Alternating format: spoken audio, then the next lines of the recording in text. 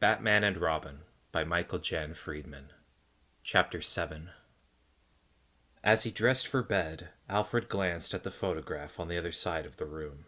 It stood there in a wooden frame in a place of honor on his dresser, just as it had every day and night for more than 3 decades.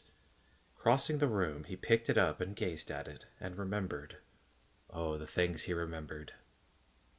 The insistence with which the rain had begun pounding on the wide gray streets of Metropolis, hissing like an angry serpent. The remarkable scarcity of taxicabs just minutes after the downpour began. The way he'd spotted one and made for it like a bandit. As luck would have it, a young lady had arrived at the cab door at the same time as he, and her eyes, so dark, so expressive, had looked up into his. Without thinking, Alfred had suggested they share the ride. Perhaps with just as little thought, spurred by the inclemency of the weather, she had agreed to the proposition. It was only afterward that they discussed their respective destinations. He had been headed for the city's premier department store, she for the theater, where she enjoyed a minor part in a popular musical. "Oh," he'd said, "my mother was an actress. In fact, I dabbled in the West End establishments once myself." Her delight in that discovery had led to an invitation, a ticket for the evening's performance, impossible to come by otherwise. And just like that, their 2 destinations had become one, the prospect of visiting Dacey's no longer quite so tempting to him. After the performance was over, he told her how much he enjoyed her contribution, small as it was. It had been no more than the truth. She had potential, it had seemed to his practiced eye. And if she remained there in Metropolis with its abundance of high-profile productions, it had a chance of being realized. After that it was dinner for 2 at Balducci's, where the waiters were kind enough to give them a secluded table, though they must have wondered what such a lovely young woman saw in a middle-aged gentleman like himself. And they talked of this and that, though words were hardly the only things that passed between them.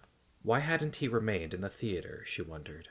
He spoke of his father and his father's father, manservants through and through, and the footsteps in which he had eventually followed.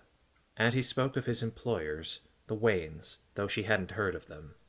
He had smiled and assured her that she would have heard of them, if she had lived in Gotham rather than Metropolis. Eventually, even their very patient hosts had expressed a desire to go home.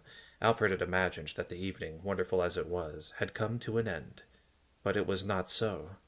Taking his hand, Margaret had led him across town in the direction of the West River, and there he had glimpsed a strange and wondrous structure looming on the river bank, a gaudy entrapment of yellow-painted metal, a tram support of all things.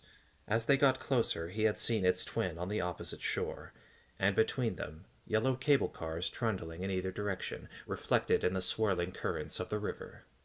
Long before they set foot in their private cable car and swung out high into the clean, clear night, long before he looked down into the dark, glistening water or peered ahead at the lights of Queensland Park. Before all that, Alfred knew he had fallen in love with her. What was worse, she had seemed to know it, and worse still, she had fallen for him with equal intensity. He should never have let it go that far. He knew that even then, but he had, and she had. And despite the way things had turned out, he refused to regret one incandescent moment of it. With a deep sigh, Alfred replaced the photograph on his dresser and turned to his workstation. He was tempted to use it as he had used it the last several nights, but he was too tired, too hollowed out from his ordeals during the day. Better go to sleep, he told himself, and start fresh in the morning. There were 4 limousines waiting in line when Pamela Isley approached the airport's brightly lit passenger terminal. One limo was too small, another too old and clunky. Of the 2 more attractive ones, one was black and the other was navy blue. She went for the black one. After all, it was a more natural accoutrement to her outfit. As she walked around to the passenger's door, she saw the driver sitting inside, reading a nudie magazine. He didn't seem to notice her. Pamela opened the door and slipped into the back seat, then got the driver's attention. In fact, his eyes opened wide at the sight of her, but then he'd probably never seen a widow like her before. "Hey," he said, "I was supposed to pick up a guy. No one said anything about a dame. I mean a lady." She slid aside the partition between herself and the driver, then she beckoned to him with her silken black-gloved finger. "Come here," she told him. "Where?" he asked warily. Right here, she said, leaning forward on the seat until her face was framed in the opening. She smiled suggestively. The driver hesitated for a moment. Then he chuckled and turned around in his seat. His nostrils flared, drinking in what he must have thought was some exotic and expensive perfume. "Okay," he said. "What is it?" Don't look now, she whispered provocatively. but I think you're about to be replaced. The man looked at her quizzically. Huh?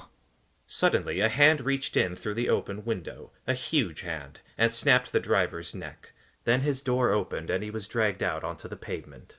A moment later, Bain inserted his huge bulk behind the driver's wheel. He was about to put the engine in gear when the door beside Pamela opened again, and a man in a business suit slid in. "Boy, it was nuts back there," he groaned. "There was some kind of fight out on the tarmac and—" He stopped as soon as he caught sight of Pamela. Reddening noticeably, he looked around. "I'm sorry," he said weakly. "There must be some mistake." Pamela smiled. Silly darling, there's no need to pretend in front of the driver. Grabbing his face, she kissed him passionately. By the time she let go, the man was dead. As he slumped to the floor, Pamela reached over and opened the door. Then she pushed him out with her foot. He slid to the ground beside the limo driver. Love hurts. She advised the corpses as she closed the door. In my case, it kills. Bain glanced back at her over his massive shoulder. There was a question implicit in his bestial, bloodshot eyes. Pamela thought for a moment. Once around the park, she instructed him. Then we'll see. As she explored the ground floor of elegant Wayne Manor, her long terry cloth robe sweeping the floor, Barbara Wilson saw that Uncle Alfred's door was ajar. Approaching it, she knocked softly. No answer. Making her way inside, she saw that the room was empty. A computer monitor and keyboard sat on her uncle's desk. Beside them, there was a neat stack of light blue airmail envelopes. A closer look showed her they were all addressed to Wilfred Pennyworth at the Royal Court of Mirajanpora, and every one of them, it seemed, was stamped "Return to Sender." Suddenly, Barbara heard the sound of someone clearing his throat. Startled, she whirled, and saw her uncle standing half in shadow, dressed in his robe. He stepped out into the light. "I didn't know sneaking around was part of the curriculum at Oxbridge." "I'm sorry," she said, blushing. "I came to tuck you in, and—" Alfred grunted softly. "You came to tuck me in? That's a switch." He glanced at the envelopes on the desk and sighed. "As you can see, I am looking for my brother, Wilfred. He is first butler to the Maharaja of Mirajanpora. But Mirajanpora is a floating court. It travels across India, so Wilfred can be rather difficult to find." Alfred tapped the keyboard to his computer. The screen suddenly came alive with full-motion images. of a resplendent royal court, carried entirely on the backs of elephants. "I guess they don't have fax machines on pachyderms," Barbara observed. Alfred chuckled wearily. "I have been trying to reach Wilfred with no success. As one grows older, you see, one yearns for family." Barbara glanced at a framed photo on her uncle's dresser. A woman's face bore the inscription, "All my love, Peg." The girl knew the face rather well. It was her mother's. In fact, she had that same picture by her bed at home. But, "Peg?" she asked. "My nickname for sweet Margaret," Alfred explained. "The heart often finds its own language." Barbara smiled at his romanticism. "It's good to see you again, Uncle. I've missed you." "As I've missed you," said Alfred. He embraced her and kissed her forehead. "Sleep well, child." Barbara left his room, closing the door behind her. She waited for the light under her uncle's door to go out. Once it did that, she walked back in the direction of the stairs and her own room. It was fun walking through the old mansion, ascending the grand staircase and negotiating the well-appointed hallway on the second floor.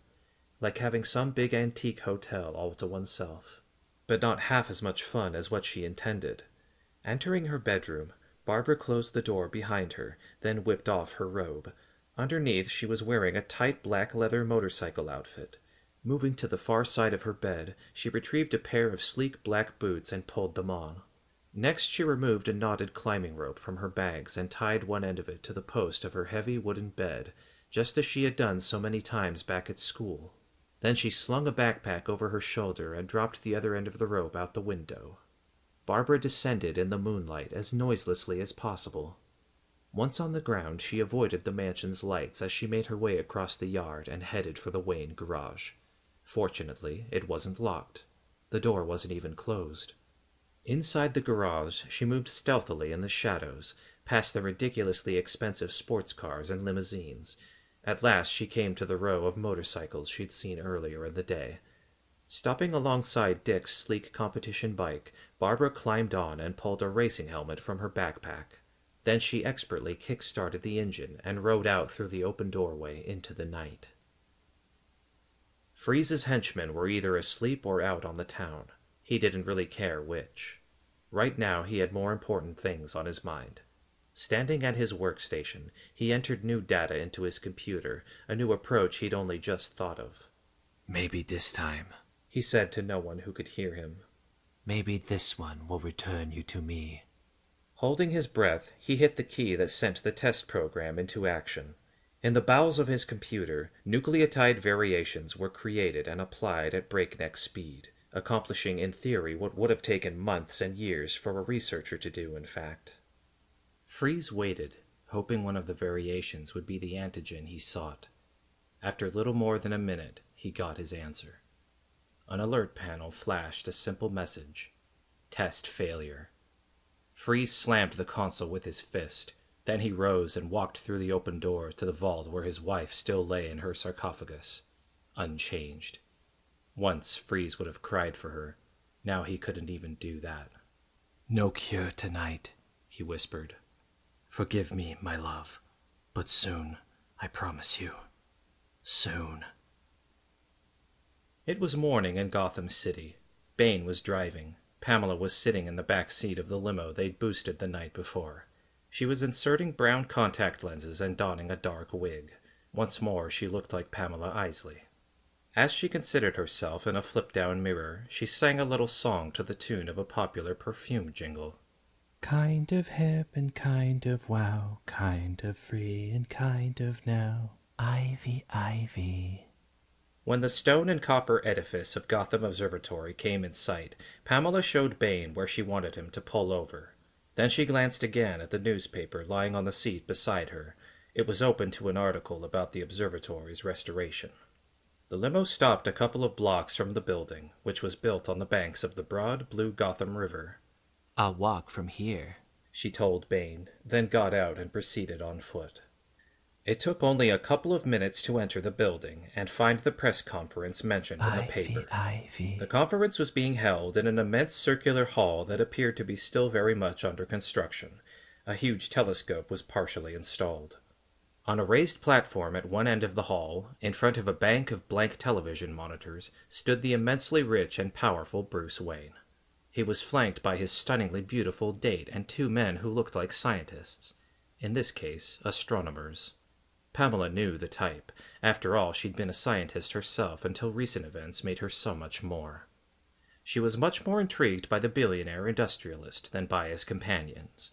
Wayne seldom showed his undeniably handsome face in public. That made this a rare occasion, and a rare opportunity for her. She cared least of all about the sexpot on the stage, though she recognized her as well. Julie Madison, screen celebrity and one of the hottest names in Hollywood, though some said her star had only risen because of her association with the mysterious Mr. Wayne. The press was seated in front of the platform. Pamela joined them. "My father," said Wayne, who apparently was just beginning his speech, "was a wise man, a man of compassion and accomplishment. He told me once that to succeed, we need only pick our star and follow it. And so Wayne Enterprises is donating the world's most advanced telescope to Gotham City's Observatory Restoration Project. Perhaps this telescope will give future generations a chance to find their own stars." One of the journalists stood up.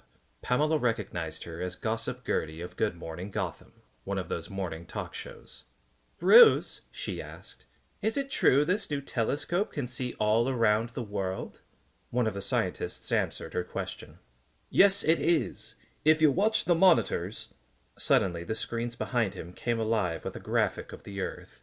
Several satellites were highlighted, all of them the same distance from one another and from the globe. Satellites already in orbit allow us to reflect light around the planet, the scientist went on. On each monitor, a graphic ray of light was reflected from a satellite over Australia to a satellite over the United States, and then beamed to a graphic of the Gotham-based telescope. From here, said the other scientist, we'll be able to see the sky from anywhere on Earth. Just don't point it at my bedroom, said the woman beside Bruce Wayne. Her remark got a laugh. Gossip Gertie stood up again. Bruce, you and the exquisite Julie Madison have been going out for what seems like forever. Are you planning to tie the knot? Wayne flushed. Get married? Me? No. No, echoed the lovely Miss Madison. Her wealthy date looked flustered. What I mean is, we have no plans at the moment. But soon, said Julie, flashing her perfect teeth. Soon? Asked Gertie, no doubt hoping for some more dirt. Wayne tugged on his collar. Sooner or later, all relationships evolve and... And? Asked Gertie. The billionaire turned to his companion. Can I get some help over here? Julie smiled and turned to the press, their very picture of composure. Bruce and I are lucky enough to be recklessly in love, and that is most certainly enough for us. She turned to Wayne and nodded, in a voice that was barely audible. For now. The press laughed, charmed by her wit.